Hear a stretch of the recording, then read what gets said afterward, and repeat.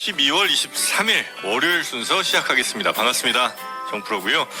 원래 23일쯤 되면 이제 크리스마스 분위기 막 나면서 또 연인들 어디 뭐 놀러 갈까 뭐 이런 건 이제 계획들 서로 얘기하고 그런 분위기가 좀 연출이 돼야 되는데 올해는 뭐 다 망한 것 같습니다. 네, 그쪽으로 사랑이 넘치는 크리스마스 쪽은 매우 좀 거리가 멀어진 게 아닌가 하는 아쉬움이 좀 나네요. 그래도 저희라도 또 우리 시청자분들과 구독자분들 우리의 사랑만은 서로 놓지 않았으면 하는 바람을 가져봅니다. 자, 오늘 12월 23일 월요일, 오늘도 또 주말 사이에 나온 뉴스들도 많고 그래서 여러분 정리 잘 안 되실 텐데 그거 다 정리를 좀 깔끔하게 해드리도록 하죠. 오늘 뉴스는 당연히 또 우리 신혜영 기자님이 잘 정리를 해주실 예정이고요. 예, 안녕하십니까. 네. 자, 그리고 함께 또 이야기 나눠주실 더불어민주당 강성필 부대변인님 어서 오시고요. 네, 반갑습니다. 네, 드디어 이제 부대변인으로 확정되셨는 모양이군요. 이제 우리가 부는 거의 묵음이죠. 묵음 처리하죠. 그래서 이제 대변인 이렇게 하는 되고 것 같고요. 워낙 큰 정당이다 보니까 어떤 미간 말찍이지만 열심히 하겠습니다. 견마지로를 다해서. 네, 어렵네요. 견마지로. 네. 전이랑 부는 묵음이죠. 네. 저는 확실히 해줘야 됩니다. 저는 해줘야 돼요. 네. 자, 부대변인으로 새로 임무를 맡으셨고요.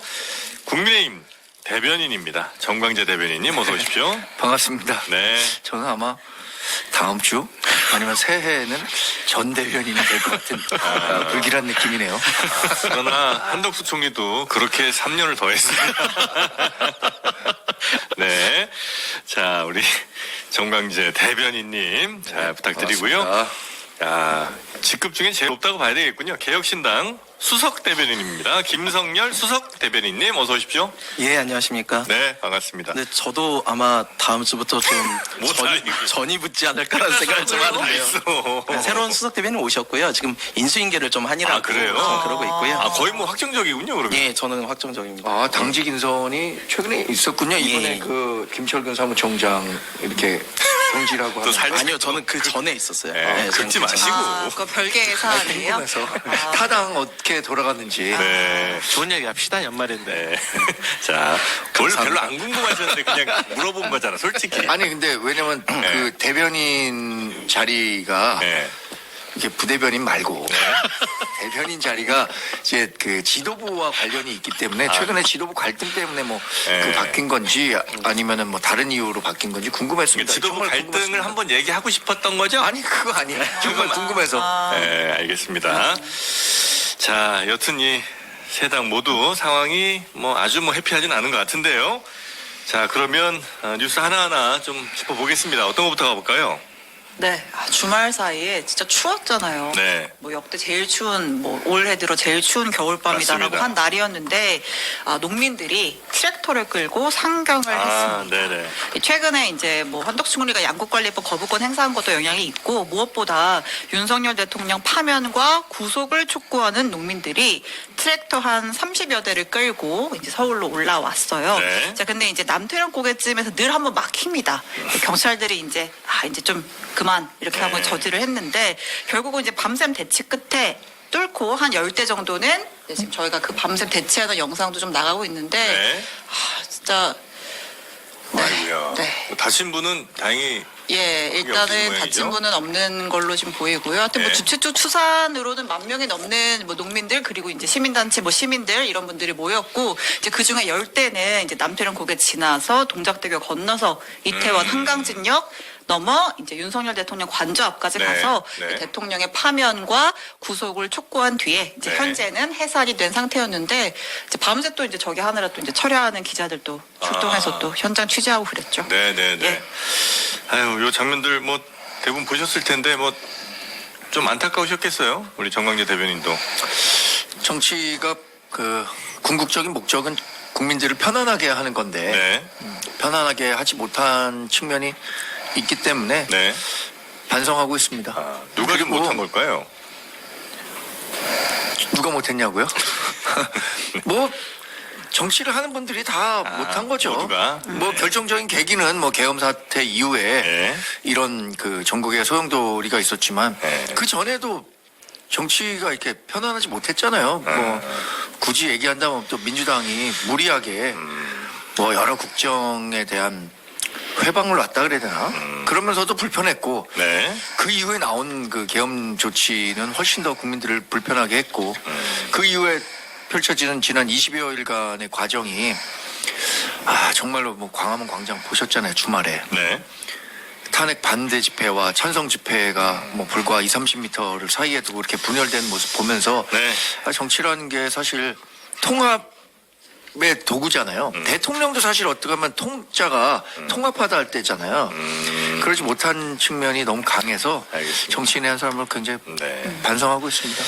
자. 네, 근데 사실 이제 시위가 이제 시작이죠. 그러니까 이제 탄핵안 가결될 때 이제 여의도에 많은 분들이 또 모였고 하지만 이제는 이제 또 탄핵 심판이 이루어지는 헌재 앞 뭐 이런 곳에서도 이제 많은 시민단체들이 시위를 예고하고 있고 전례들을 살펴보면 예, 네. 이미 뭐 예고 다 해놓고 네, 네, 가겠다라고 하고 저는 있고 그거는 약간 예. 좀 부정적이에요. 왜냐하면 지금 정치적으로 국회에서 탄핵이 가결됐잖아요. 네. 그 후에는 이제 그 헌법재판소에서 이게 사법적 판단의 영역이기도 하지만 네. 뭐 이건 뭐 누구에게 징계를 뭐 벌금 얼마 뭐 실형 얼마 이건 아니지만 하여튼 헌법재판소가 법리에 따라서 재판을 해야 되는데 이걸 지나치게 여론화시켜서 여론 재판 또는 이 여론을 갖고 헌법재판소의 판결에 영향을 주려고 하는 행위는 우리가 지양해야 되는 거죠. 근데 헌재는 원래 정치재판소예요. 아주 그 뭐 법리에만 매달리진 않고 말씀하신 것처럼 뭐 여론이라든지 이런 것도 고려하는 곳 그렇죠. 아니에요? 그러니까 뭐 헌정 중단에 대한 이익이냐, 네, 네, 네. 피해냐, 아니면은 파면에 대한 이익이냐 이런 것들이 네, 어디가 네. 더 크냐. 결국엔 박근혜 전 대통령도 그거에서 네. 파면시키는 게 이익이 크다고 해서 파면이 됐고 이제 탄핵이 가결이 됐었던 거잖아요. 근데 그 과정에서 막 그런 지나치게 자신들의 진영의 논리를 헌법재판소에 가서 막 강요하려고 하는 움직임은 좋지 않다는 거죠. 네. 알겠습니다. 사실 이런 이제 시위가 벌어질 때마다 이제 논란이 늘 되는 게 뭐 이제 경찰의 대응이 적절한 수준이었느냐 이게 항상 논란이 되잖아요. 네네. 그래서 이제 뭐 민주당에서는 이제 어저께 대응도 이제 행안위에서 좀 경찰 대응 따져보겠다 이런 상황인데 윤상현 의원이 페이스북에 글을 하나 올려서 소개를 하려고 합니다. 네. 난동 세력에는 몽둥이가 답이라고 했는데요. 뭐 이걸 특정하진 않았. 이걸 특정한 겁니다. 특정하면서. 네. 이름을 잘못 읽어주신 건 윤석열 아닙니까? 윤상현이었습니까? 윤상현 의원이 생각이 완전히 똑같네. 예, 페이스북에 무너진 공권력 난동 세력의 철퇴 가해야라는 제목의 글을 올렸고 그 이제 민주노총과 이 전농의 트랙터 시위를 언급을 하면서 난동 세력에는 몽둥이가 답이다 이렇게 얘기를 했고 비상계엄 사태 이후에 이제 민주노총의 반정부 투쟁 분위기를 노골적으로 고조시키고 있다라고 하면서 어제 경찰이 차벽을 세웠다가 막판에 터졌잖아요. 네. 이제 그걸 두고 경찰이 민주당의 압력에 굴복해서 트랙터에 진입을 허용한 거다. 경찰을 향해서 공권력의 무력화를 자초했다. 이렇게 경찰을 비난했습니다. 윤상현 예. 의원이 다른 어떤 때보다 정치적 메시지를 매우 자주 내는 걸로 봐서 다음 대선을 무조건 노린다.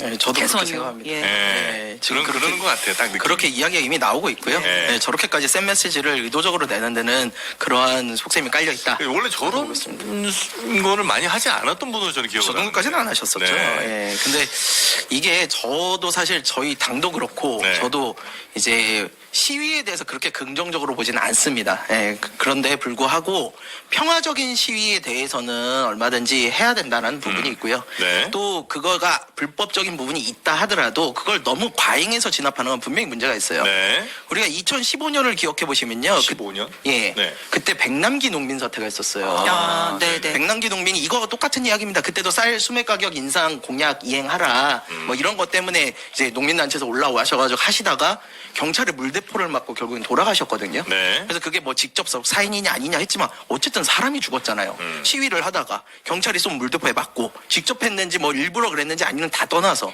근데 이런 식으로 국민을 대하면 안 된다는 거죠. 시위가 죽을 만한 일은 아니잖아요. 네네. 그래서 저도 이번 사태도 사실은 그렇게 불상사가 일어나지 않게끔 하는 게 가장 중요한 거고 좀 평화로운 이런 범위 내에서 서로 네. 간의 합의를 통해서 할 수 있었으면 좋겠다라는 생각입니다. 알겠습니다. 자, 이제 좀 본격적으로 뉴스 예. 하나하나 좀 살펴볼 텐데 네. 윤석열 대통령의 통화 기록이 아마 수사기관에서 확보가 된 모양이죠? 네, 그 내란의 밤 당시에 12월 내란의 3일 밤 당시에 네. 윤석열 대통령의 개인 휴대전화, 개인 폰의 통화 내역을 경찰, 그러니까 공조본이 네. 확보를 했다라고 합니다. 근데 법원에서 통신 영장을 발부받아서 그 13일 밤에 윤석열 대통령이 개인 폰으로 누구랑 통화를 했는지 그 내역에 대해서 들여다봤다라는 거고요. 근데 여기 하나의 맹점은 우리 저희 지난번에 최상병 그때도 봤지만 네. 통화 내역은 확보를 할 수 있어요. 그 누구랑 통화했는지 혹은 누구랑 전화를 뭐 주고받았고 걸었는지는 확보할 수가 있는데 뭐라고 사실 지시했는지 내용 자체는 좀 보기가 어렵다라는 어렵죠. 네. 게 하나가 맹점이 있고 두 번째는 사실 윤 대통령이 그날 이제 막 곽종근 특정사령관 여인영 방첩사령관한테 지시할 때 비화폰을 썼단 말이에요. 네. 비화폰은 또 별도의 핸드폰이거든요. 여기는 서버가 그냥 일반 개인 폰은 통신사 가가지고 영장 발부받아서 받으면 되는데 네. 이 비화폰의 통화 기록은 경호처 안에 있는 서버에 있단 말이에요. 근데 우리 지난번에 그 경호처 압수수색 들어갔을 때 막아가지고 실패했잖아요. 네네. 근데 그거 내역까지는 아직 확보를 못했지만 어쨌든 이 경찰과 공조본이 이제 수사의 스텝을 밟아가고 있는 과정이다. 네. 여기 그 통화 내역에서는 어떻게 뭐가 좀 나올 것 같으세요? 아니면 네, 당연히 나오죠. 나와요? 네. 일단 통신영장 발부받아가지고 네. 통화 내역을 내역을 압수했다는 것은 어떤 의미가 있는 거냐면 네. 어쨌든 간에 미진하지만 첫 번째 강제 수사가 시작됐다는 걸 의미하고 아, 있습니다. 대통령에 대한 강제 수사가 그리고 막 시작됐다. 이게 이제 통화 내용을 모른다고 알 수가 없다고 하잖아요. 근데 그렇지가 않아요. 이게 시간이 더 걸릴 뿐인 거예요. 이게 어떤 의미가 있냐면 이게 통화 내역을 하게 되면 윤석열 대통령이 계엄을 전후로 해서 누군가에게 집중적으로 전화를 했을 거 아니겠습니까? 그러면 그 사람들이 누군지를 알 수가 있고 네. 그들에게 진술을 받을 수가 있고 그들의 통화 내역과 메시지 내역을 또 포렌식을 통해서 또 찾아볼 역추적을 할 수가 있거든요. 그렇게 되면 시간의 문제이지 언젠가는 어떤 지시사항이 어떻게 내려갔는지 예를 들어서 윤석열 대통령이 뭐 김영현 국방부장한테 전화를 했어요. 그럼 김영현이 누구한테 전화했겠습니까? 노상원한테 전화했을 거 아닙니까? 네. 그럼 노상원은 누구한테 전화해요? 문상호한테 전화하잖아요. 문상호는 누가 다 이렇게 내려가는 거예요. 지휘란 같은 것들 네. 다 그러면 또 보이니까. 그들은 또 그들 옆에 있는 측근들하고 또 이걸 상의할 수밖에 없어요. 그래서 이렇게 조각을 맞춰다 올라가 보면 네. 결국에는 일관된 진술이 완성이 되고 거기에 대해서 테러를 다 막아놓고 마지막 윤석열 대통령에게 당신 뭐라고 지시했어? 라고 하면은 이거 잡힐 수밖에 없는 겁니다. 그래서 네, 네, 네. 시간이 걸릴 뿐이지 내용을 파악하는 데는 지장 없다. 저는 그렇게 생각합니다. 하지만 그리고 워낙 촉박하니까 네. 이래서 빨리 신병을 확보해야 된다는 거예요. 그러니까 지금 모든 주요 가담자들이 체포 구속이 됐잖아요. 네네. 그 이유가 뭐겠습니까? 이 내란죄라는 어마어마한 상황에 대해서 증거 인멸을 막기 위함이거든요. 네. 근데 윤석열 대통령은 지금 한남동 관저에 있는 거 온 대한민국 사람들이 다 알고 있잖아요. 여기서 얼마나 자유롭게 전화를 하겠습니까? 근데 윤석열 대통령께서 듣고 있다면 잘 알아두세요. 지금 전화하고 있는 것들이 모두 다 증거가 되어서 본인에게 부메랑으로 돌아갈 것이다. 이런 말씀 드리겠습니다. 지금 대체로 신병 확보된 사람은 다 검찰에 가 있는 거죠? 네. 경찰에 경찰 검찰. 예, 예. 그러니까 대체로 그러니까 구속돼 있는 사람들은 다 검찰 쪽에서 이렇게 구속시킨 거 아니에요? 나눠서 지금 가 있는데 나눠서 가 있어요? 예. 네, 지금 김용현, 네. 곽종근, 네. 이진우, 박한수 총장까지는 검찰이 검찰이 확보를 있죠. 했고 예. 그다음에 경찰은 조지호, 김봉식은 이제 경찰이 네. 신병을 확보했던 겁니다. 그러니까 경찰 사람들은 경찰이 확보해놓고 아, 노상원 이런 사람들도 다 경찰 쪽 아닌가요? 근데 예, 질문 하나 있어요. 네. 그 비화폰은 어느 정도, 그러니까 국무위원들만 비화폰을 쓰는 거예요? 네. 국무위원들만? 네, 국무위원들 중에서도 네. 대통령 경호실에서 대통령이 필요하다고 하는 사람들은 추가적으로 지급을 하는 것이죠. 그러면 비화폰은 비화폰끼리만 가능해요? 아니 그 정도는 아닌데요. 네. 그 통신사를 거치지 않고 가기 때문에 네. 통신사에서 영장을 발부받아봤자 줄 수가 없다는 아, 그래서 예. 보안을 강화시켜서 도청도 잘 안 되고 그렇게 해놓으려고 하는 겁니다. 이것을 조금 설명드리면 비와폰은 음성이 나가잖아요. 예. 근데 그 음성 자체를 우리가 통신사 같은 경우는 암호화를 하지 않고 그냥 가는 겁니다. 네, 네, 그렇게 네. 바로 들을 수가 있는데 비와폰은 이 나가는 음성 자체를 암호화를 시켜놓은 거예요.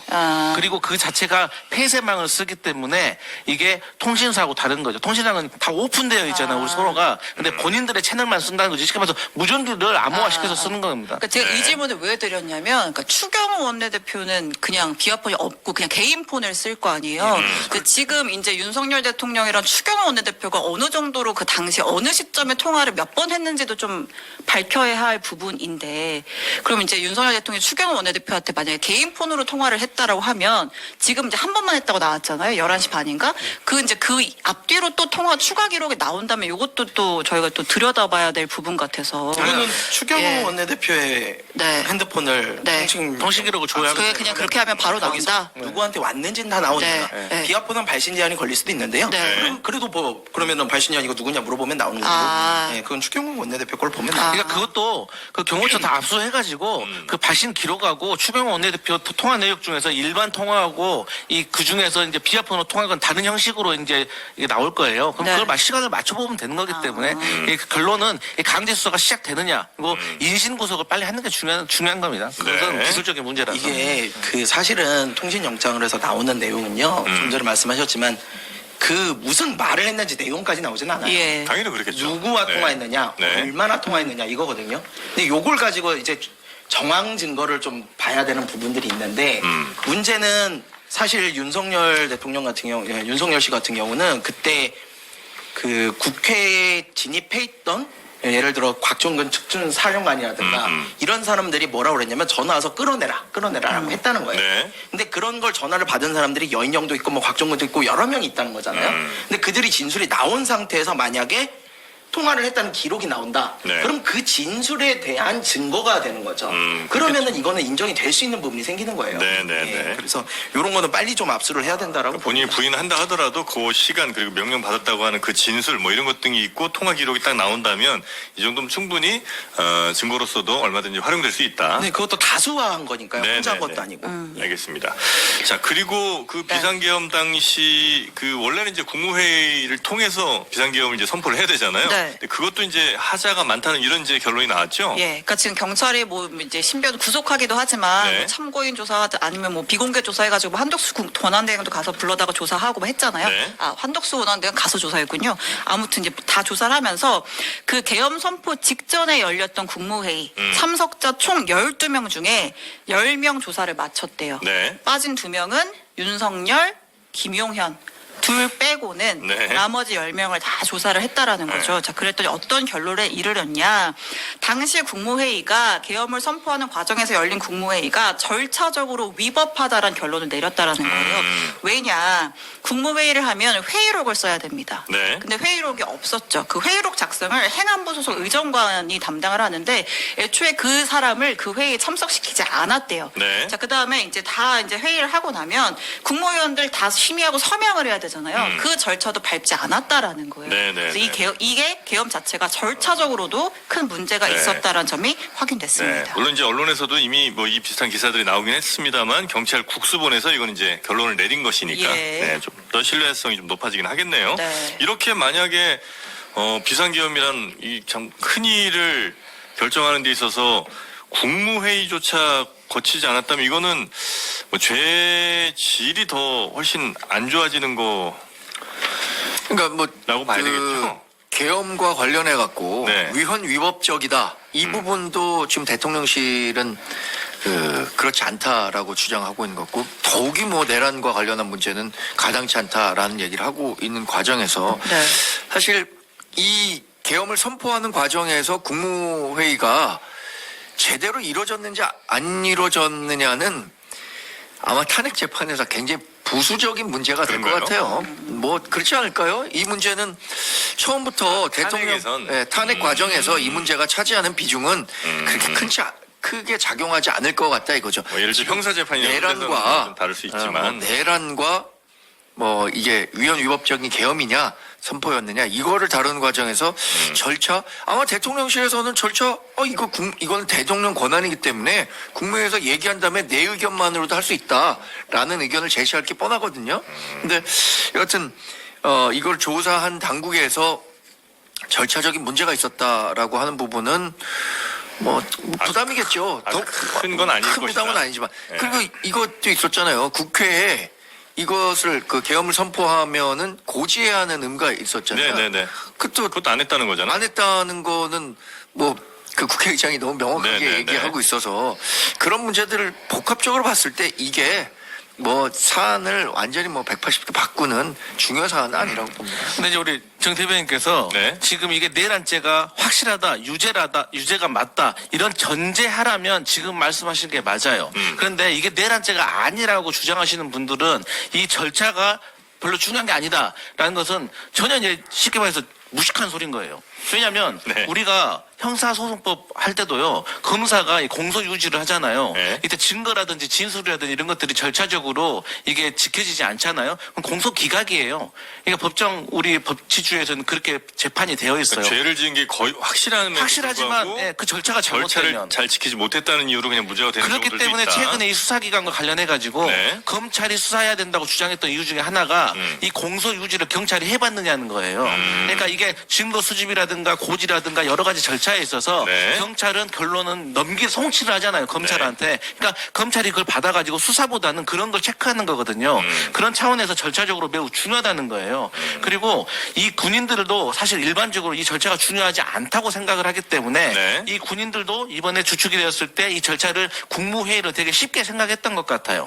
그래서 이번에 계엄 사태가 빨리 해제되고 실패로 간 두 가지 이유가 저는 있다고, 세 가지 정도 이유가 있다고 보는데 네. 첫 번째는 이 국무회의가 막상 하려고 하다 보니까 절차가 중요한 거예요. 그러다 보니까 국무회의 정족수를 맞추기 위해서 사람들은 오기를 기다렸고 네. 그러다 보니까 작전 시간이 10시였는데 11시까지 밀린 거고 그 다음에 헬기를 띄워야 되는데 날씨가 안 좋아서 헬기가 늦게 떴다는 점. 네. 그래서 국회에 늦게 도착했다는 것. 그리고 마지막으로 요즘 군인들의 이 정신무장이 내가 왜 민간인들을 내가 왜 국회의원 의원들을 내가 잡아야 되지? 이게 허락이 안 되는 거예요. 납득이. 네. 그래서 이런 것이 있기 때문에 절차적으로도 상당히 중요하고 그러니까 이 회의록이 없었다는 것은 1차적으로는 한덕수 국무총리가 잘못한 겁니다.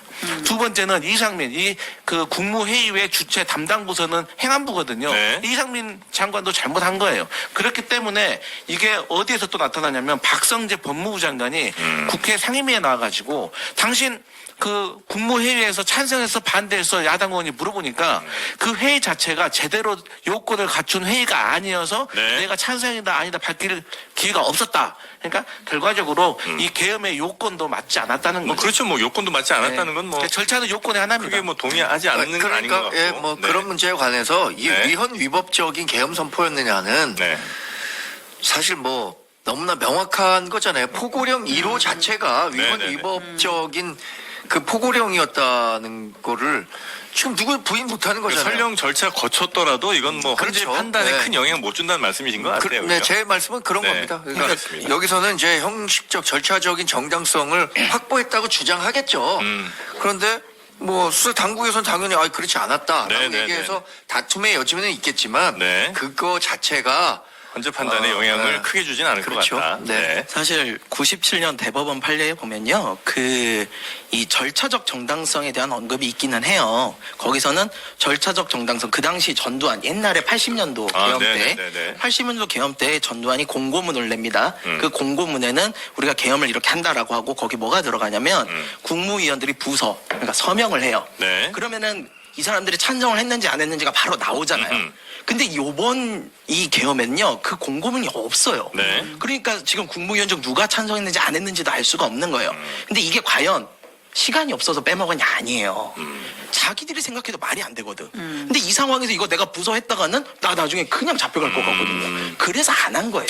그래서 절차적 흠결이 크게 발생을 하죠. 네. 근데 이 절차적 흠결이 이제 97년 대법원 판례에서는 무슨 말을 하냐면 절차적 정당성을 지켰어도 국헌문란의 목적이었다면 이건 잘못된 거다라고 합니다. 근데 국헌문란의 목적에 대해서 지금 뭐라 그럽니까? 저쪽에서 고도의 통치행위였다라는 말로 변명을 하는 상황이에요. 그럼 거기서 약간의 다툼이 발생할 수 있다는 거예요. 네. 물론 저는 국헌문란 목적이 100% 맞다고 생각하지만 그 다툼이 발생할 때 여기에 이쪽 국헌문란을 했다는 쪽에 플러스로 절차적 정당성조차도 지키지 않았다. 저는 이거 매우 중요한 내용이라고 보고요. 네, 네, 이것 네. 때문에도 탄핵은 100% 가결이 날 수밖에 없다. 이렇게 봅니다. 알겠습니다. 여기에 대해서 뭐 큰 이견들이 있다기보다는 그러니까 우리 정광재 대변인도 뭐 이게 안 중요하다 이 문제는 아닌 것 같고 네. 탄핵 심판에 있어. 근데 네. 국민의힘은요 지금 두 파로 나눠졌어요. 일종의 당사파하고 본회의파가 있거든요. 네. 이 이제 우리 정광재 대변인 같은 경우는 내가 봤을 때는 지금 본회의파네. 그러니까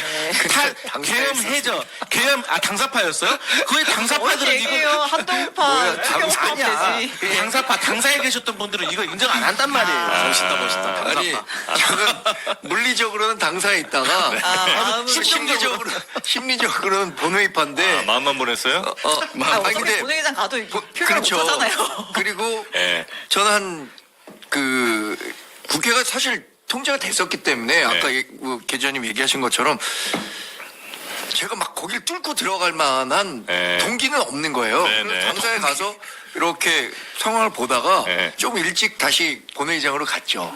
왜냐면 그 이후에는 본회의가 이제 해제된 이후에는 네. 계엄 해제된 이후에는 경계가 다시 느슨해져서 들어갈 수 있었거든요. 일단 본회의파로 분류하시죠. 네. 마음은 본회의파. 자, 요거 하나 전화. 네네. 제가 의문이 하나 풀렸습니다. 네. 저희가 이제 뭐 김민석 최고라든지 민주당에서 네. 계엄한다니까 얘기할 때. 뭐 9월 8월 뭐 이럴 때. 뭐가 있느냐라고 얘기를 하고 되게 궁금해 했었잖아요. 네. 근데 정보가 들어갈 수밖에 없었겠더라고요.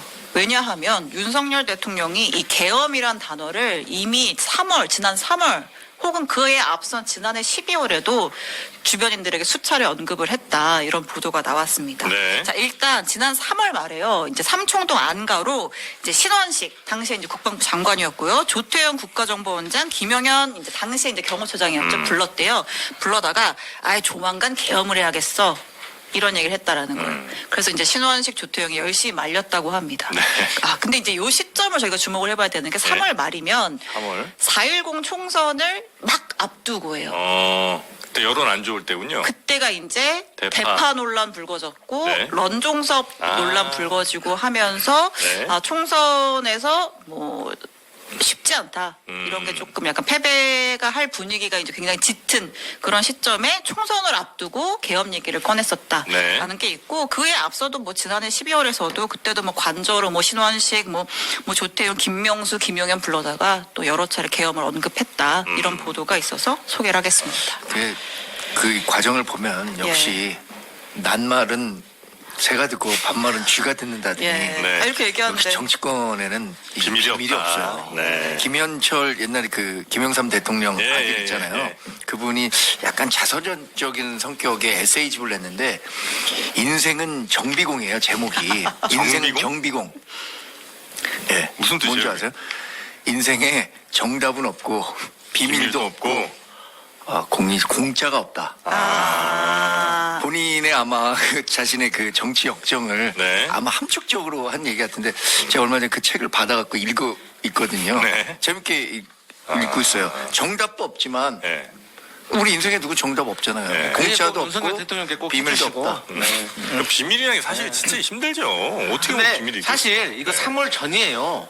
저는 작년 뭐 한 7, 8월부터 준비됐다고 생각하는 게 맞아요. 작년 7, 8월이요? 네, 왜냐면 지금 언론 보도를 보면 작년 11월 군 장성 스타 인사 때부터 이 방첩 사령부부터 시작해가지고 군 인사를 그때부터 짰다는 거 아닙니까? 예. 그러니까 그때 어떤 게 지금 이제 대표적인 거 하나가 뭐냐면 네. 방첩사는요 사령관, 참모장, 기획과장 이 세 가지 요직은요 절대 한 번에 바꾼 적이 없었답니다. 이 정보가 상당히 중요하고 연속성이 있기 때문에 네. 이분들은 한 번에 바뀌지 않는데 이때 여인영을 소장에서 중장 3스타로 승진시키고 소장을 또 중장을 원스타를 2스타 소형기로 참모장으로 승진시키고 또 이 김철진 준장이라는 분이 있는데 이분이 또 그 전에 김영현 국방부 장관의 보좌관, 장관 보좌관도 하고 다시 방첩사로 왔다가 네. 또 1년 만에 돌아갔다는 거예요. 그러니까 이때부터 방첩사를 중심으로 정보사 그쪽을 해가지고 섭외가 들어갔던 겁니다. 그 연장선상에서 대통령이 3월 달에 뭐 계엄할까 뭐 이런 말이 나왔던 것이고 그 선상으로 준비가 됐던 거지. 군인들은요, 군 작전 특성상 엄청 중요한 사건이나 작전이 있었을 때 네. 계속해서 모의 훈련을 합니다. 현실적으로 어렵다면 시뮬레이션을 돌려요. 네네. 그러니까 그런 차원에서 봤을 때 작년부터 계획됐다는 것이 만봉은 훨씬 더 합리적이다. 일찍이다. 네. 제가 그래서 7, 8월 민주당에서도 그 인사를 보고 시그널을 확인했다고 합니다. 네. 7, 8월설에 뭐 근거가 될 만한 보도가 또 하나가 더 뭐예요? 나왔습니다. 그 이제 8월에 말씀하신 대로 이제 군인사도 있었지만 네. 신원식 국방장관이 갑자기 8월 12일자로 이제 안보실장으로 발령이 났어요. 그때 그랬죠. 네, 그래서 갑자기 왜 특별히 국방부 잘못한 것도 장관을 없는 왜 것 같은데. 바꾸지? 라고 했고, 네. 김용현 안 치려고 그런 거 아니야? 네. 뭐 이제 그런 해석들이 나왔었잖아요. 근데 뭐 이제 그것도 있었겠지만 또 무슨 얘기가 있냐면, 그러니까 7월 달에 네. 그 블랙 요원 리스트 유출된 사건 기억나시죠? 작년 7월. 예. 네. 그게 정보사에 소속되는 군무원이 조선족한테 뭐 팔아넘겼다 아, 이거잖아요. 맞아요. 그래서 정보사를 혁신해야 한다라고 해가지고 정보사 혁신 뭐 TF처럼 이렇게 회의를 했대요. 네. 그래서 거기에 나온 결론이 뭐였냐면 문상호 사령관을 인사조치하자라는 거예요. 정보사령관이니까. 워낙 이제 책임도 큰 일이고 워낙 그렇죠. 원래 이제 밑에서 잘못하면 이제 예. 위 우두머리가 물러나잖아요. 예, 윗분이 물러나잖아요. 그래서 그래야죠. 이제 문상호를 교체하자라는 결론을 내부적으로 내린 그 직후에 갑자기 신원식을 보내버린 거예요. 근데 또 그때 네. 문상호 그 사령관이 다른 그 정보 그 여단장하고 소송을 합니다. 맞아요, 이제. 그래가지고 하극상 논란이 네, 하극상 네, 논란이 네, 있어가지고 네. 그래서 결론은 문상호는 옷 벗게 되어 있는 상황이었어요. 네. 근데 그 옷 벗게 된 그 어떤 어려운 상황을 네? 이제 노상원이라는 그 정보사령관, 그러니까 김영현의 끈을 잡은 거죠. 살아남기 위해서. 네. 그 이제 이름이 너무 이렇게 복잡하게 많이 나오니까 좀 그렇긴 한데 하여튼 문상호가 이번 저 계엄에 있어서 굉장히 핵심 키맨 중에 한 명이죠. 그래서 이제 그 정보사령관. 자리를 유지를 네. 했고 네. 유지를 하니까 이제 김용현, 노상원, 문상호로 이제 이루어지는 그 이제 네, 지휘 삼각연대가 체계가 유지될 수 있었다. 네. 사실 그게 정말 이해가 안 갔죠. 예. 정보사에서 블랙리스트가 이제 유출이 되면 블랙 요원들. 블랙 네. 요원들의 예. 리스트가 유출이 되면 무슨 일이 벌어지냐면 수십 년간 맺어왔던 휴민트가 다 끊어져요. 맞아요. 네. 예, 그럼 대북 정보나 이런 걸 더 이상 얻을 방법이 없다는 거죠. 음. 그럼에도 불구하고 그런 큰 일이 벌어졌는데 정작 정보사령관 내비두고 다른 사람들에 대한 인사를 한다. 이거 자체가 사실 이상했던 거예요. 지금 생각해 보면요, 이상한 게 이것뿐만이 아니라 사실 윤석열 씨가 그 골프를 많이 치러 다녔다고 그랬잖아요. 네. 갑자기. 예. 그것도요, 지금 와서 생각해 보면은 우리가 골프를 칠 때 이제 밖에 나가서 필드에서 하다 보면은 무슨 일이 벌어지냐면 도청을 하기가 어려워요.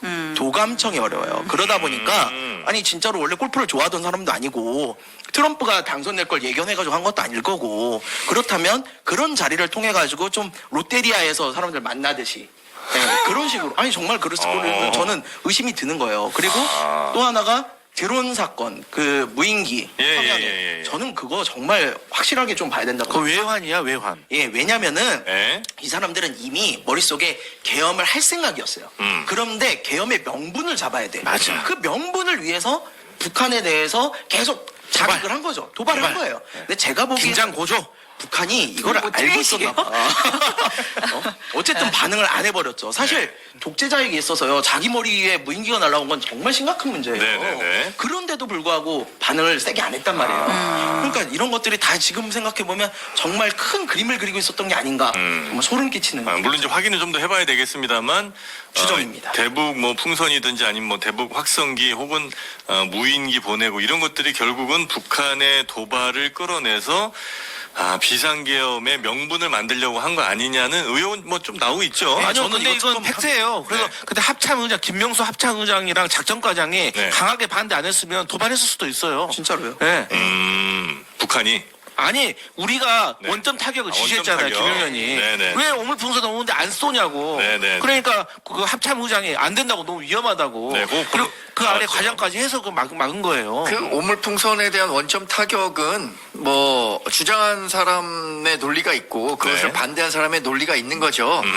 그리고 예를 들어서 과거에 뭐 연평도 포격 때 네. 우리가 원점 타격에 대한 입장을 확실히 밝혔음에도 불구하고 그러지 못했던 적들이 많았어서 네. 이건 군대 내에서도 이견이 있을 수 있는 영역이기 때문에 이걸 뭐 지금 뭐 비상경을 야당에서 위한 주장하는 것이다. 것처럼 뭐 외환을 일으켜갖고 그러니까 북한을 일부러 도발시켜갖고 이게 1950년 6.25 전쟁과 관련해서도 비슷한 얘기 많았잖아요. 특검으로 밝혀냅시다. 이승만 대통령이 네. 남침을 유도하기 위해서 일부러 뭐 개성에서 몇 번의 군사작전을 했고 이런 것과 같은 맥락에서 나오는 네. 그 추측성 아니면 또 뭐 억측성이기 때문에 이게 뭐 실제 이루어지지도 않았고 뭐 관련해서 조사가 이루어진다면 뭐 조사의 필요성은 있다고 생각하지만 그렇게 지금 여기서 단정적으로 얘기하고 또 아까 골프를 치면서 계엄령을 얘기했을 것이다라는 것도 좀 근데 왜 갑자기 그럼 아직까지는 707 특전 과한 임무단하고 얘기죠. 골프를 친 거예요? 그분들이 창문 깨고 국회 들어왔잖아요. 그러니까요. 이게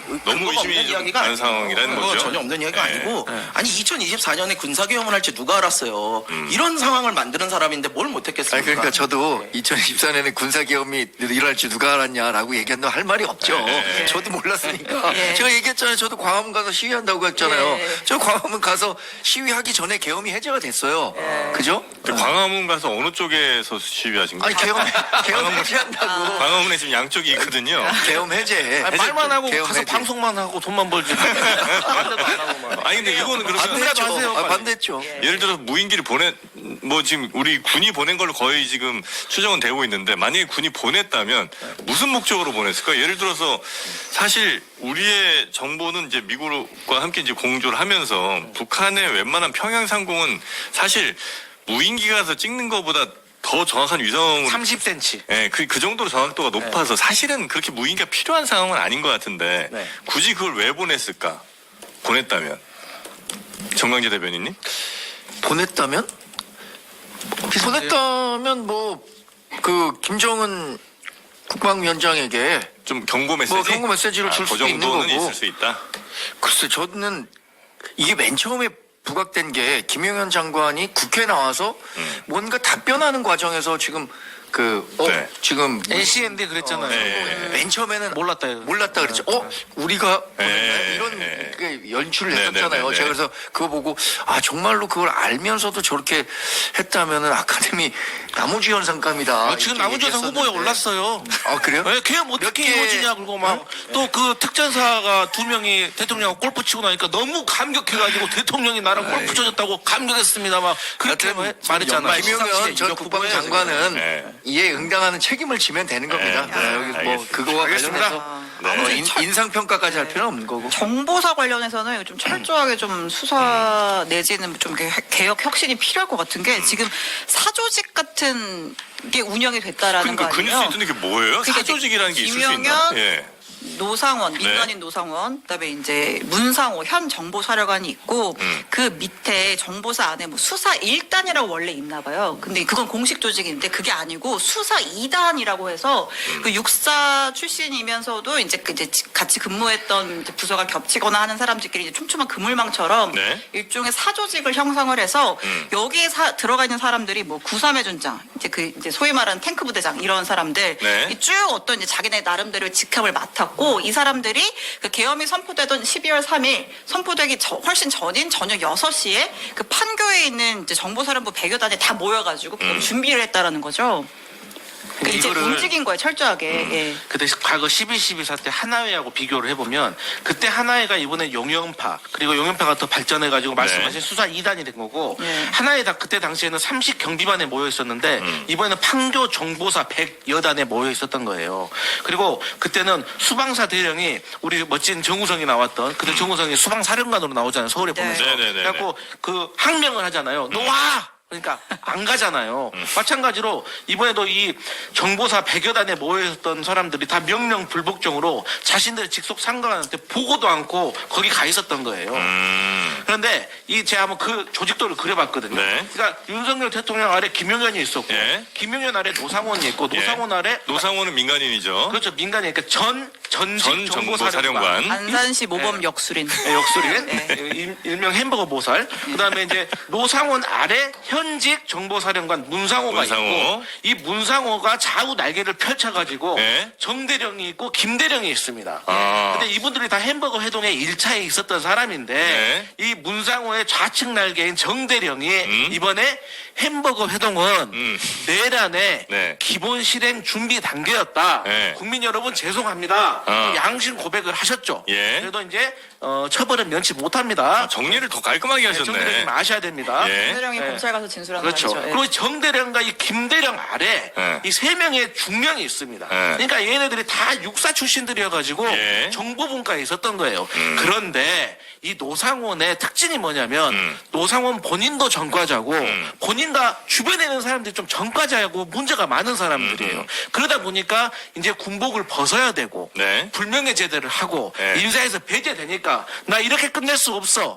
어떡하지? 하니까 노상원이 있구나. 노상원 통해 가지고 이 계엄에 내가 리스크를 안고 뛰어들어가지고 공을 세워서 내가 소장으로 끝난 게 아니라 대장까지도 가봐야겠다. 예, 이 정도의 동기부여가 되지 않았다고 하면 이 내란죄 네. 사형 아니면 무기징역 이 엄청나게 엄청난 하겠냐. 일을 안 할 수가 없는 거예요. 저 서울의 봄에도 영화 보면 야 전두광을 저 동해로 보내버려. 네. 이렇게 하고 이제 바로 일 시작하잖아요. 그러니까 인사가 뭐냐 인사가 만사라고 네. 동해 가라고 하니까 그냥 수도로 탱크 몰고 가잖아요. 근데 뭐 다 지금 사실과 맞는 말씀을 하시지만 네. 그 하나회와 이거 비교하는 건 지금의 너무- 이 사안은 너무 다르죠. 하나회는 뭐가 당시의 다르죠? 전투력, 그러니까 실전 병력을 갖고 있는 사단장급 아니면 그 이상의 장성급들이 그렇긴 하죠. 엄청 많았던 거예요. 이거 정보사령부에 있는 분들 실제 무장 뭐 했다고 하더라도 규모나 진짜 지금 그 차이가. 하나회와 비교한다는 건 말이 안 그때도 되고. 노태우가 구사단장이었거든요. 맞아요. 전방 배치 병력을 결단을 해서 빼버리잖아요. 파주에서. 그러니까 그 하나애들이 박수 치자니 결단 내렸다고. 네. 형님들 제가 결단 내렸습니다 그러잖아요. 네. 이번에도 마찬가지예요. 탱크 부대 왔다니까요. 탱크 부대. 아니 그럴 HID 네, 북파공작원. 맞아요. 그리고 또 문제는 뭐냐면요. 그 12.12 사태 때는 군권을 가지고 있는 참모총장과 대통령을 향해서 가는 거지만 지금은 민간인인 국회의원들에 대해서 민간인들에게 비무장 민간인들에게 오는 거기 때문에 군사를 그렇게 동원할 필요도 없어요. 이거 가지고도 충분합니다. 1000명, 100명만 가지고도 제압이 충분히 가능했던 그래서 상황이고요. 친이 쿠데타라는 말을 하는 분들도 예, 있고요. 맞습니다. 그리고 네. 이런 그 사조직이 있을 수밖에 없는 게요. 이 갑자기 급박하게 이런 일들이 벌어지면 뭐가 중요하냐면 피하 구분이 돼야 돼요. 저 사람이 적이냐 아니냐 이게 내가 이 말도 안 되는 계엄이라는 걸 내렸을 때 우리 편을 들어줄 거냐 아니면 안 할 거냐.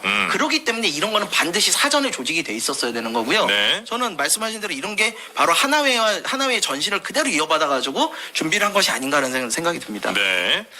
그 노상원 이 사람이 진짜 이번 비상계엄의 아주 키맨이긴 한데 이 사람이 심지어 저 모범 안산시 무속인 상도 받았다. 그러니까 이분이 네. 이제 그 이분이라고 하지 마. 이 사람이 네. 예. 이 사람이 성 사람이. 관련 비위로 이제 불명예 전역을 했잖아요. 예. 그래서 이제 뭐 육사 후배들에 따르면은 이제 먹고 살 길을 찾으려고 약간 역술 무속에 종사를 한 걸로 보인다. 뭐 이렇게 얘기를 하는데 예. 원래부터 그렇게 이제 현역에 있을 때도 관상 봐주면서 너는 저녁이 언제다. 뭐 너는 뭐 어디로 가라 이런 얘기를 그래요? 많이 해줬다고 해요. 이번에 수사 받을 때도 경찰한테도 아, 관상이 좀 그 얘기를 해주려고. 그러니까 어. 이게 뭐냐면, 그러니까 네. 노상원이 김용현한테 네. 대통령이 올해가 운이 트였다. 이 시점을 놓치면 안 된다. 이런 조언을 했다고 조언을 하니까 김용현이 이 얘기를 듣고 아주 기뻐했다. 이런 내용을 노상원 본인이 경찰 조사 진술하는 과정에서 본인이 태어나게 아니 올해가 근데 윤통 제일 운 안 좋은 해 아니에요? 네. 아니 완전 그거는 착해요. 핑계고 두 가지 이유가 있어요. 첫 번째 뭐냐면 네. 제가 말씀드렸잖아요. 작년 뭐 7, 8월부터 이게 준비가 돼 네, 있어서 네. 노상원이라는 사람이 이 사람 섭외 저 사람 섭외 네. 다 하고 다녔단 말이에요. 네. 그런데 이게 진행은 안 되고 원래 뭐 세계 정상회의 또 전에 하기로 날짜 네, 잡았다가 네. 또 후로 밀리고 하니까 이 사람은 불안한 거예요. 네. 그리고 본인이 또 이렇게 섭외를 하고 다녔는데 그게 사전에 노출되면 한번 칼을 휘둘러 보지도 못하고 제압되는 거 아닙니까? 그러니까 계속해서 이 사람은 빨리 하자고 했던 거고 거기에 윤석열 대통령 부부가 무속을 좀 좋아하고 관심이 있다는 걸 아니까 그걸 이용한 거고 마침 또 본인이 공유 점집을 하잖아요. 요새 경제 트렌드가 공유라면서요. 공유 점집. 아니 나 세상 살다가 아기보살과 함께. 점집을 동업한다는 얘기는 처음 들었네. 아기보살과 함께.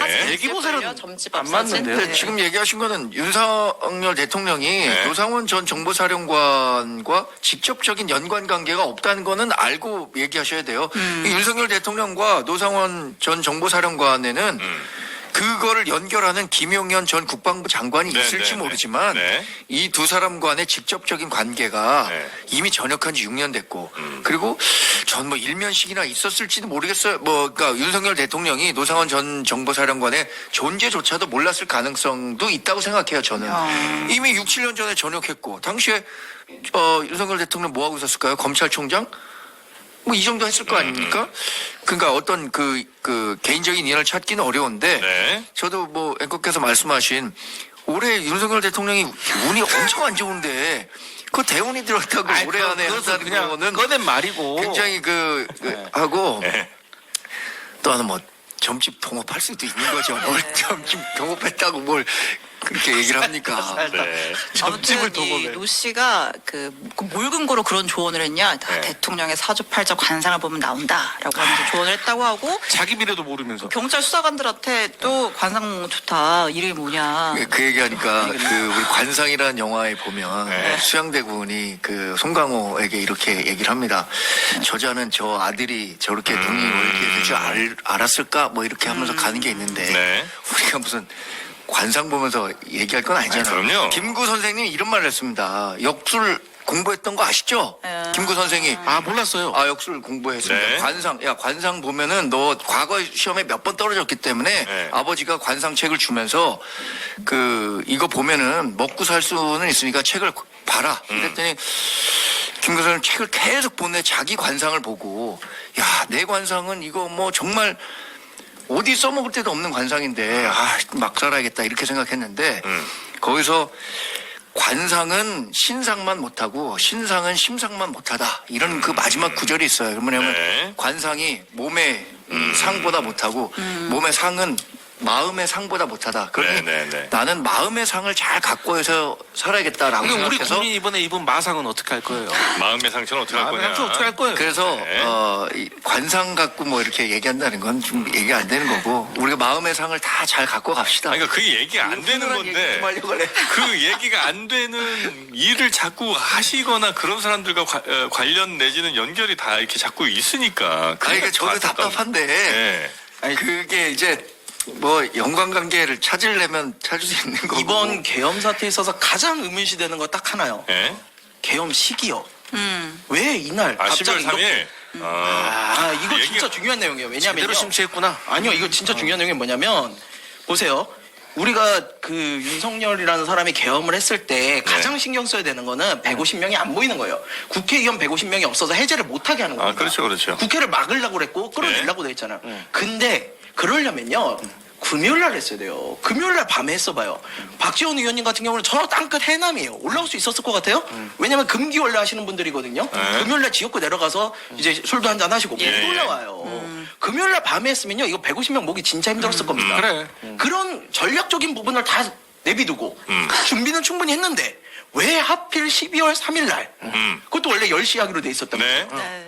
왜 그 시간에 맞춰서 했을까? 예. 저는 이거에 대해서 계속 의문이 있었어요. 말을 해봐 이제. 근데 거기에 네. 노상원이라는 사람이 나왔잖아. 안산시 모범 영술이 나왔잖아. 햄버거 보살. 그러니까 이 사람이 네. 물론 직접적인 연관성이 없을 수도 있지만 적어도 계엄의 총사령관, 계엄을 실제로 실행하는 김용현이한테 형님 이 날짜가 길일입니다. 분명히 그 시간 날짜도 이렇게 딱 붓글 실어서 딱 말아가지고 이거 드리십시오 그랬을지도 그러니까요. 몰라. 저는 그랬을 것 같아요. 그럼 쫙 근데 쳐보고 이제 아니 안 그러면 이 내가 왕의 비상식적인 대상이니까. 시기를 이해를 할 방법이 없어요. 12월 3일은 네. 그 인터넷에 찾아보면 알겠지만 손 없는 날은 아니에요.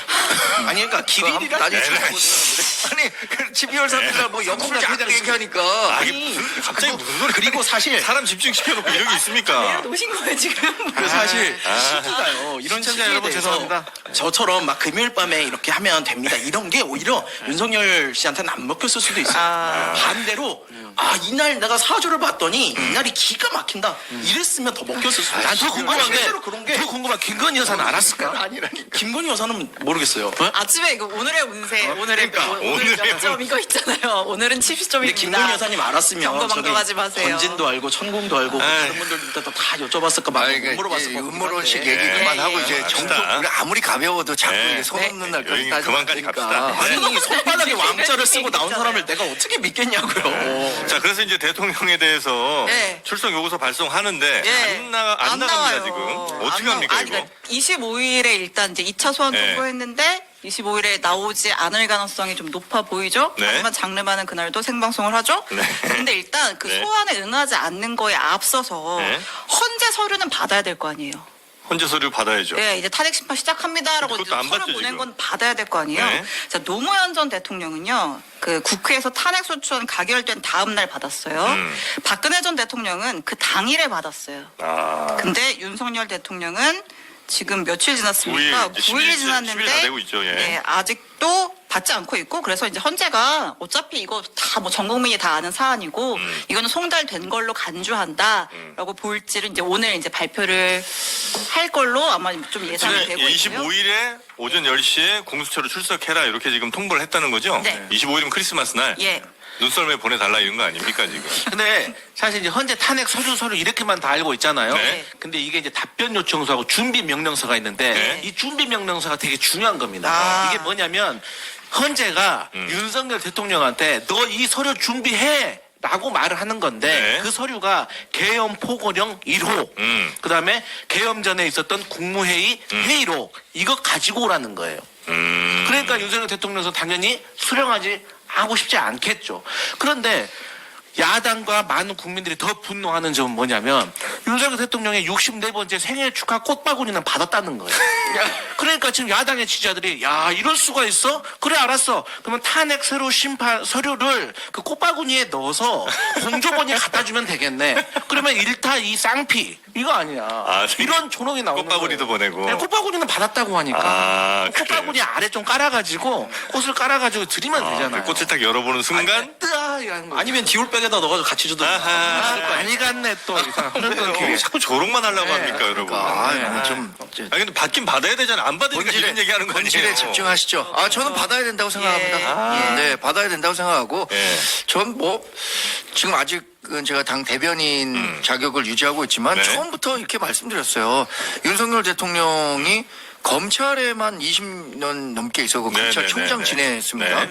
그리고 본인이 갖고 있었던 뭐 정치적 아이콘? 이건 공정과 상식의 복원, 이거였고, 네. 법의 지배를 누구보다도 우리 그 국민들께 얘기했었던 분인데 이 사법적 절차에 정당한 이유 없이 회피하는 양상을 보이는 것 자체가 좋은 모습이 아니라고 생각해요. 그렇죠. 저는 그러니까 이재명 대표도 지금 송달 받았잖아요. 이자 네, 그 네, 네, 네. 재판과 관련해서. 네.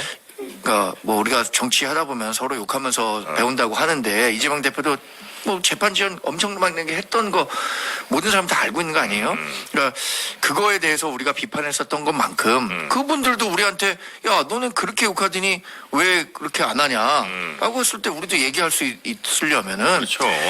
재판에 성실히 임해야 되는 거죠. 재판 절차에 대통령이 이렇게 대해서. 안 받는데 뭐 아니, 또 이렇게- 추가적으로 예. 과거 박근혜 대통령 사례를 예, 보면은 박근혜 대통령이 이제 헌법재판소 그 불출석을 하고 그런 것들이 나중에 훗날에 이 대통령은 헌법 수호의 의무가 있는데 그것을 수호하지 않았다 반기했다라고 또 부정적인 영향을 줬다는 점을 참고로 윤석열 대통령에게 제가 알려드립니다. 자 지금 댓글에서는 드론으로 보내보면 어떠냐는 얘기까지 나오고 있어요. 제가 가볍게 말씀드리긴 했는데 예. 사실 이 송달이라는 거는 반드시 이루어져야 되기는 해요. 예. 왜냐하면 예. 그 재판을 받는 사람의 방어권을 존중을 해야 되거든요. 네. 근데 송달의 의미는 뭐냐면 네가 이런 재판에 지금 해당이 됐으니 준비를 해서 나와라라는 건데 지금 사실 그 의미는 이미 실행이 됐어요. 네.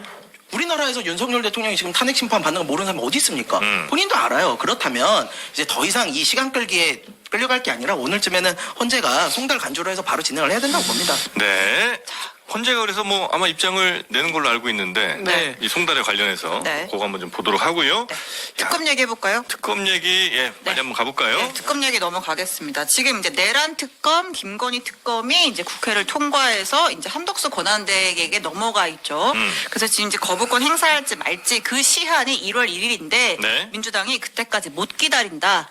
내일까지 24일까지 결론 내라라고 얘기를 했습니다. 한덕수 권한대행한테. 네, 만약에 이거 수용 안 해, 거부권 써, 그러면 탄핵도 고려해. 라는 거고 네. 국민의힘은 이 특검은 국정을 마비시키려는 속셈이다 이렇게 맞서고 있거든요. 네. 잠깐 들어볼게요. 나라가 망하든 말든 국민이 죽든 말든 내란 수계의 화려한 복귀를 꿈꾸는 것이 아니라면 즉시 공포해야 합니다. 24일까지 상설특검 후보의 추천 의뢰 그리고 특검 공포가 이루어지지 않는다면 그 즉시 책임을 묻겠습니다. 특검 후보 추천권을 야당이 독점하는 것은 명백한 헌법 위반입니다. 위헌적 요소가 명백함에도 거부권을 쓰지 않는 것이 오히려 헌법 위반입니다. 야당이 추천한 특별검사가 정부 여당의 15개 사건에 대해 수사를 하겠다는 것은 특검 폭고입니다. 네, 지금 양쪽에서 서로 법 위반이다, 헌법 위반이다 등등의 얘기를 좀 하고 있는 것 같은데, 어떻게 지금 국민의힘의 이게 공식적인 입장이 한덕수 권한대행은 하면 안 된다는 거죠, 지금? 거부권 써야 네, 된다. 국민의힘 네. 공식 입장은 권성동 원내대표가 어제 그 기자회견을 통해서 명확히 네. 밝혔습니다. 그 특검 후보 추천권을 야당이 독점한다. 이것은 사실 대통령제 국가에서 공무원 임명권과 관련해서 대통령이 권한을 행사한다는 것을 훼손했기 때문에 네. 위헌적 요소가 있다.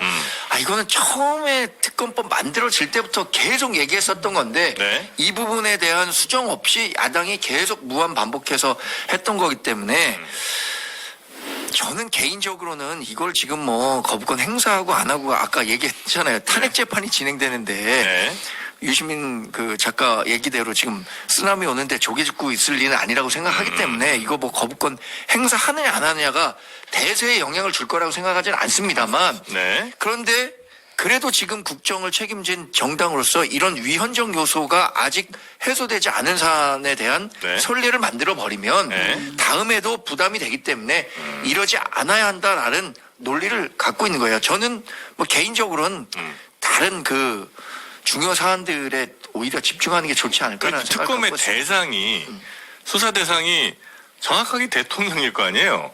그러면 내란 특검, 네. 내란 특검은 그리고 이제 심지어는 그 한덕수 권한대행도 어쩌면 그 관련된 사람 수사 대상일 수도 당연히 있을 거고, 네. 그냥 총리니까. 아니 그러니까 제의 요구를 한다는 거는 네. 원래 그걸 제의 요구권이 그 쉽게 얘기해서 거부권이라고 얘기하는 거지만 제의 다시 한번 의논해 보라는 거잖아요. 네. 이번에 6개 법안에 대해서도 다시 한번 여야가 머리를 맞대갖고 이렇게 제의 요구를 하니 논의해서 다른 법안을 수정안을 갖고 와봐라라는 얘기니까. 네. 근데 지금 이렇게 수정안을 갖고 오라고 한다라도 민주당에서 거기에 응해갖고 수정안을 갖고 오겠습니까? 이거 아마 이번에 거부한다고 하더라도 무한 반복될 거예요. 네. 제가 말씀을 드릴게요.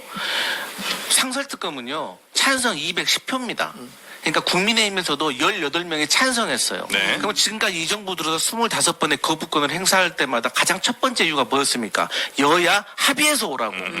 합의했잖아요. 그러니까 상설특검은 그렇죠. 네, 지금 얘기한 건 내란 그러니까 특검과 우리가 이번 여성 특검. 24일까지 기다린다는 첫 번째 조건은 상설특검이에요.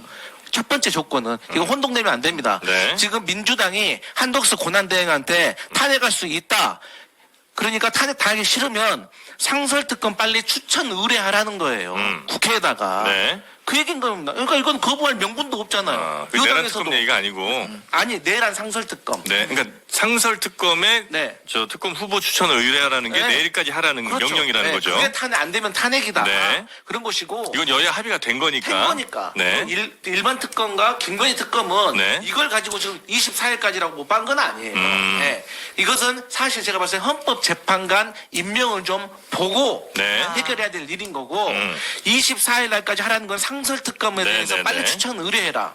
이겁니다. 그리고 형사소송 중요한 거예요. 어차피 탄핵 재판 되고 있으니까 뭐 이 특검은 필요 없다? 아니 형사소송하고 탄핵 심판하고는 이 성격이 다른 거예요. 네. 이 형사소송은요 유죄가 있느냐 무죄가 있느냐를 가려낸 다음에 유죄가 있으면 이게 양형이 얼마나 되는지를 가려내는 거예요. 이게 징역 1년을 살 일인지 과태료로 끝날 일인지 벌금으로 끝날 일인지 아니면 또 뭐 벌금이나 추징금은 있어야 될 것인지 이걸 하는 거고 탄핵 재판은 정치 재판이라고 말씀드렸잖아요. 여론을 감안해서 파면에 이르게 할 것인가 아닌가. 그래서 미국은 상원에서 하잖아요. 이것을 탄핵 재판은 정치 재판이기 때문에. 너무 그렇게 가르치듯 하지 마세요.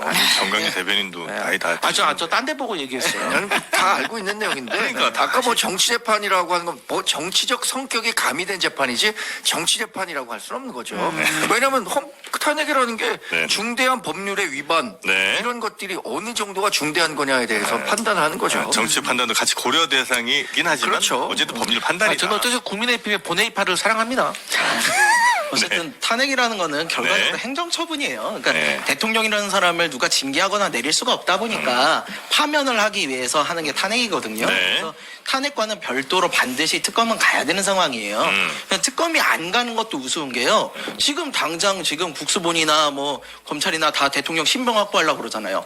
사안이 얼마나 위급하다, 위중하면은 아니 서로 나서가지고 대통령 신병을 확보하려고 그러는데 지금 그 상황에서 특검은 뭐 아직 좀 혐의가 들러왔으니 뭐 뒤로 이런 건 말이 안 되는 상황인 거예요. 지금. 네. 오히려 우스워질 수 있다고요. 그래서 그 형사처분과 행정처분은 좀 별개로 해서 빨리 좀 이루어져야 되는 상황이고요. 저는 한덕수 총리가 이거에 대해서 지금 그 내란 특검과 김건희 특검에 대해서도 뭐 31일까지 뭐 하겠다라는 것도 사실 너무 명분이 없다고 봅니다. 네. 이 권한대행이라는 게 이 정도까지 적극적으로 재량권을 쓰는 건 좀 무리가 있다고 봐요. 차라리 양곡관리법 같은 경우는 자기도 이제 경제를 잘 알고 그러니까 뭐 이런 부분에 있어서 또 이 민주당 내에서도 혹은 국힘 내에서도 약간의 이견이 있다는 걸 아니까 뭐 그럴 수 있다고 봐요. 네. 근데 이 사안은 좀 다른 내용이잖아요. 자기가 이거에 대해서 거부할 명분이 도대체 뭐가 있습니까?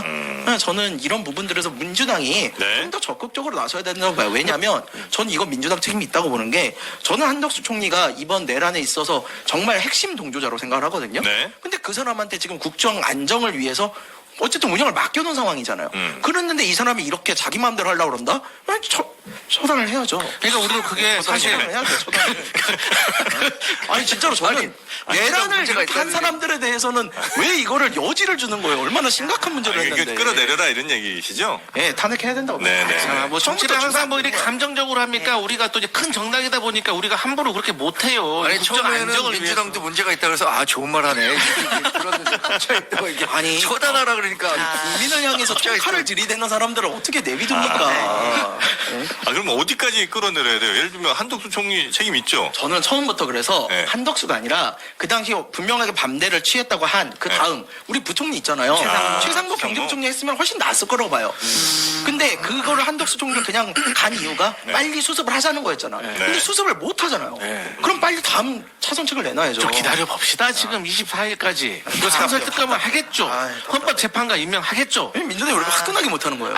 우리가 또 이제 국정 안정, 해외 신임도 뭐 여러 가지에서 우리 이재명 대표가 결단 내린 거 아니 아닙니까? 벌써 정권을 쥔 게 아니에요. 지금 탄핵이 진행 중인 거라고요. 왜 정권을 쥔 것처럼 행동을 하냐? 비상계엄을 막지 못해 죄송합니다. 네. 헌재 재판관들 인사청문회가 지금 오늘부터 합니다. 그죠? 네, 오늘 내일 그 네. 3명의 후보자에 대한 인사청문회가 열리고요. 네. 이제 국민의힘은 불참을 하고요. 그러니까 보니까 지금 26일부터 본회의가 잡혔더라고요. 그래서 아마 이제 좀 일사천리로 좀 처리를 할 예정으로 보이고. 네. 근데 권성동 이제 권한 대행이 만약에 3명 추천안 통과되면 이제 권한쟁의 심판으로 다툴 거다 이랬거든요. 그러니까 이제 총리한테 임명 권한이 뭐 없다 이런 취지인 것 같은데. 근데 그 권한쟁의 심판을 다툰다고 하더라도 그걸 막을 수 있는 실효적 방법이 되는지에 대해서는 권성동 원내대표도 누구보다 잘 알고 계실 것 같은데 네. 저는 이 잘 알죠. 부분은 네.